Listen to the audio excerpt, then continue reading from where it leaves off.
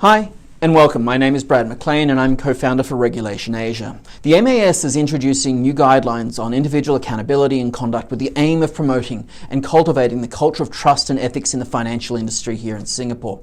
Today I'm sitting with Natalie Curtis, a partner and financial services regulatory practice lead for Herbert Smith Freehills here in Singapore. With more than 14 years' experience, Natalie advises financial institutions and fintech clients on both contentious and non-contentious regulatory and compliance matters. Welcome, Natalie. Thank you, Brad. Natalie, the IAC guidelines were first introduced in April 2018 in an MAS consultation paper. Can you give us a bit of background on where we are today with the IAC guidelines in Singapore? Absolutely. So the guidelines were first issued in draft form, as you mentioned, in April 2018. There was a consultation on that particular draft. MAS issued their response to the feedback that was received sort of earlier this year. We haven't seen the final guidelines issued yet, but I would, if I was a betting person, I would say we should see something by the end of the year, start of next year.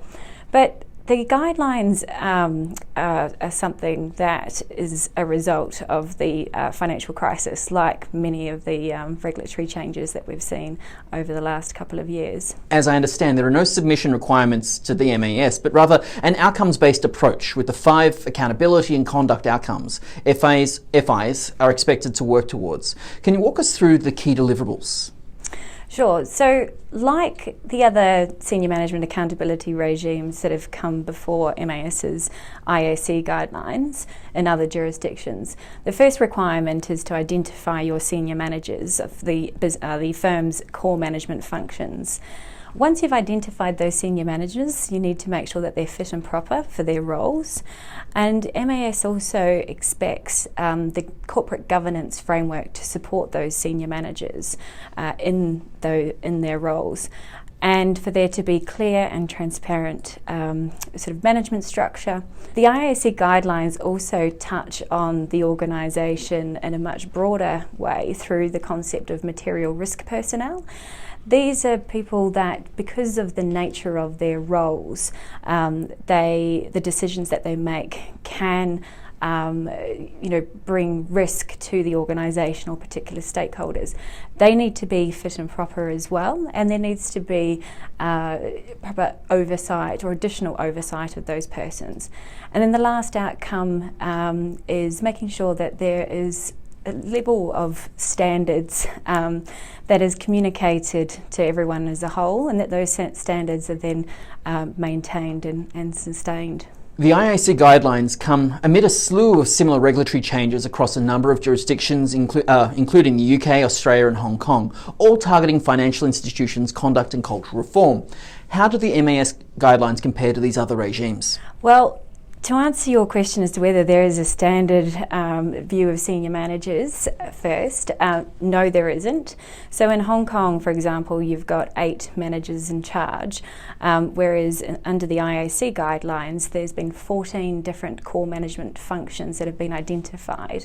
And then one of those core management functions is also business lines. So you need to identify a senior manager who is looking after each of those functions by whatever name those functions are called.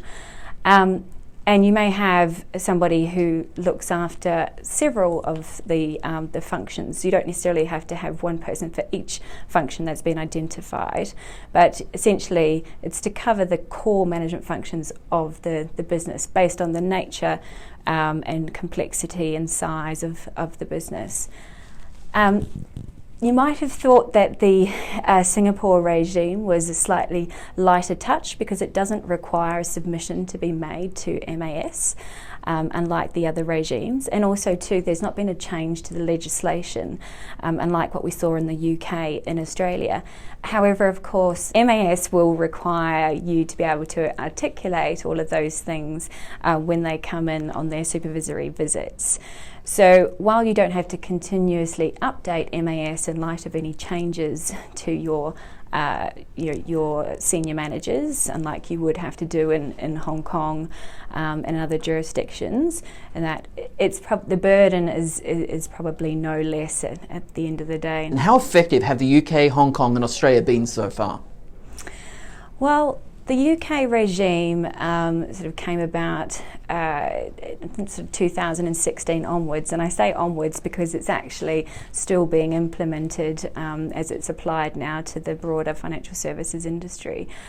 We have seen some enforcement action come out of the UK, and we understand that there is a sort of a large number of cases that are being investigated relating to culture and conduct issues. Similarly, in Hong Kong, the SFC has said that they too are investigating individuals in relation to conduct issues under the manager in charge regime. So we haven't seen a slew of enforcement action yet, but this regime is meant to be actually a sort of a preventative approach to mitigating misconduct. So going back sort of to the purpose of these regimes, they are to make, I guess, the regulator's life a lot easier in terms of understanding what everyone's roles and responsibilities are, and then when there are issues, they know who to go in and at least sort of speak to, instead of after the fact going in and levying fines and sanctions against financial institutions. And that these regimes are designed to prevent or to change behaviour in order to prevent misconduct.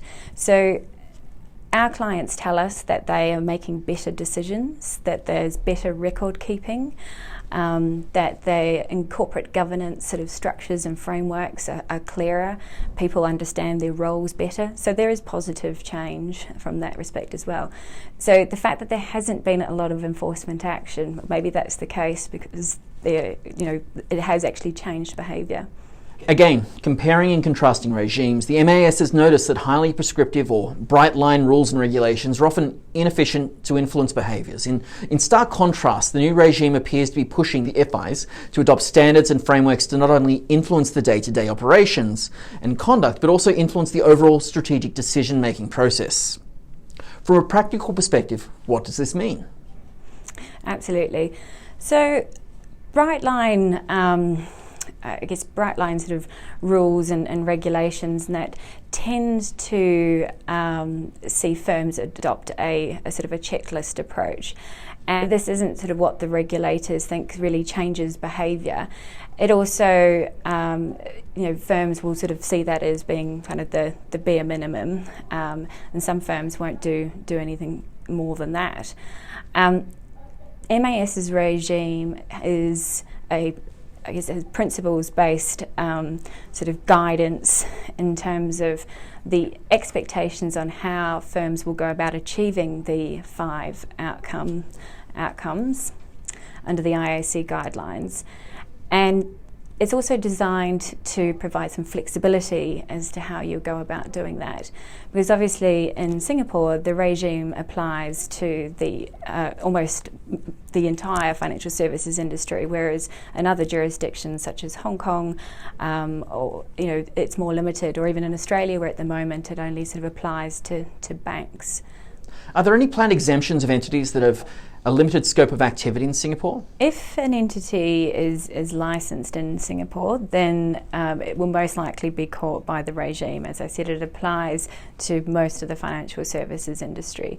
So even if it only has a small presence here, it's likely still to be caught. But of course, if it has a headcount of less than 20, it will have some more flexibility around how it complies with the regime.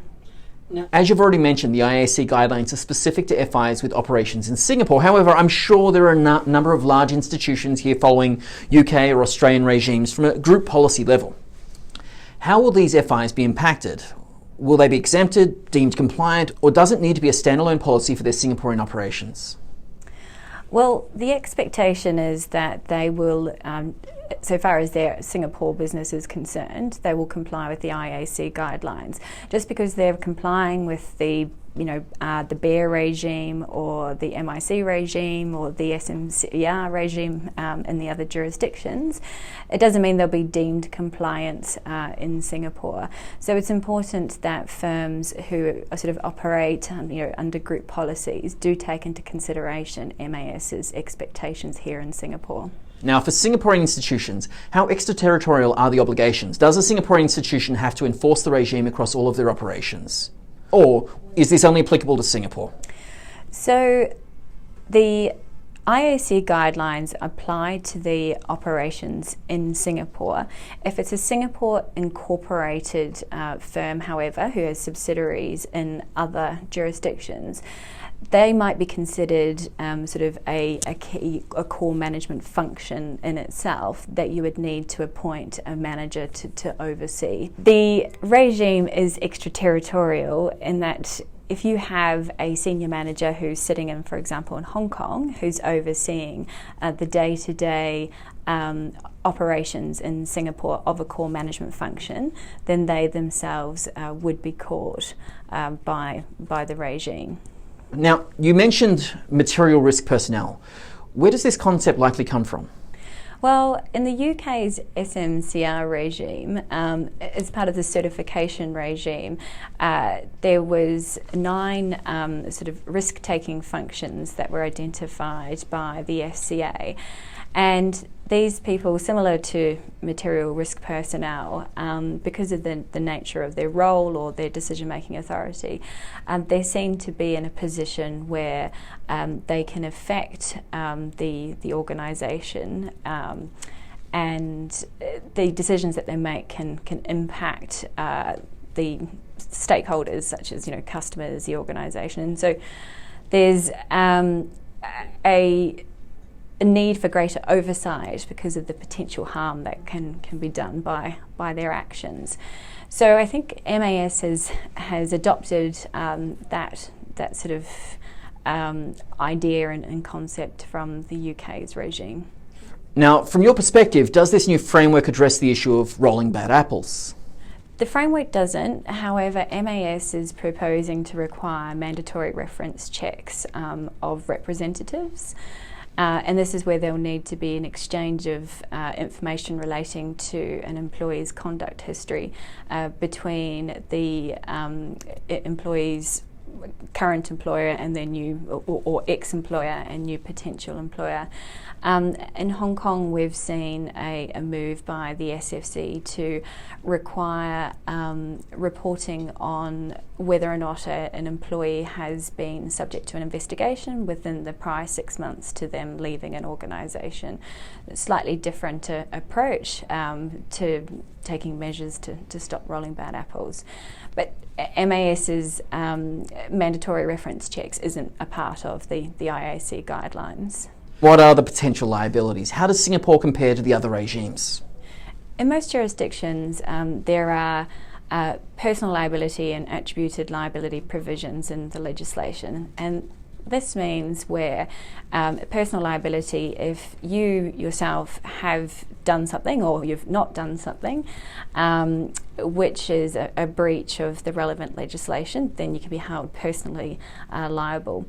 Attributed liability provisions is where the organisation of perhaps which you were an officer has breached the legislation, and you yourself can be held accountable for that breach because you didn't take reasonable steps to prevent that breach, or you were negligent in allowing it to happen and not preventing it, or even if it was done sort of with your consent or connivance.